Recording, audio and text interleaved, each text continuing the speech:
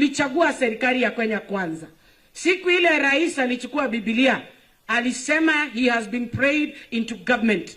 And therefore, for the sake of God, for the sake of the church, for the sake of the men of God, for the sake of the prophets and seers who prophesied that Kenya Kwanza administration is going to win, we are asking that our president and his friends be reminded that they said watatuhudumia sisi raia, na ya kwamba mfano uliokuwa pale mbele ya mateso mheshimiwa rais wetu William Ruto aliyoipata wakati wa ile serikali nyingine ya mtu anaitwa Uhuru Kenyatta.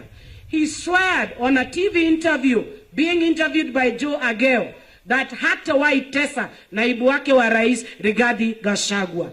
Nasema hivyo kama rafiki yake, mtoto wetu asiteswe, mwana nene tidere na kutie modo tali kwao.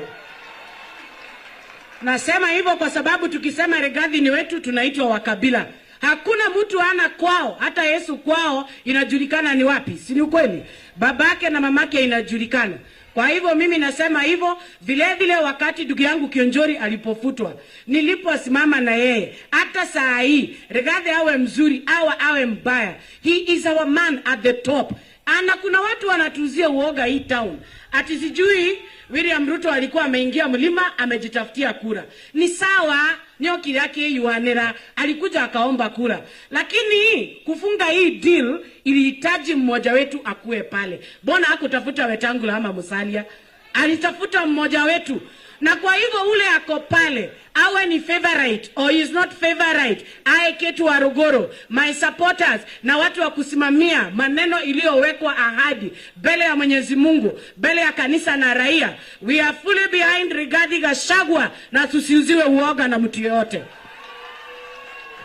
Finally, as I conclude, I am pleading with the church, the House of Bishops, especially led by the Catholic Church, because you're on this holy ground, that there is need for us to put our leaders into accountability. There is nobody who is above the law, not even the president, not the deputy president. Kama hawa watu hawazungumzi na waongeleshani, waitwe na wazee na waitwe na mabishopu waketi, waulizanwe ni shetani mgani pepo baya, tukemee yeye atoke nchi iweze kuendelea mbele. And I'm done. I want to thank you again for your support kwa maombi yenu.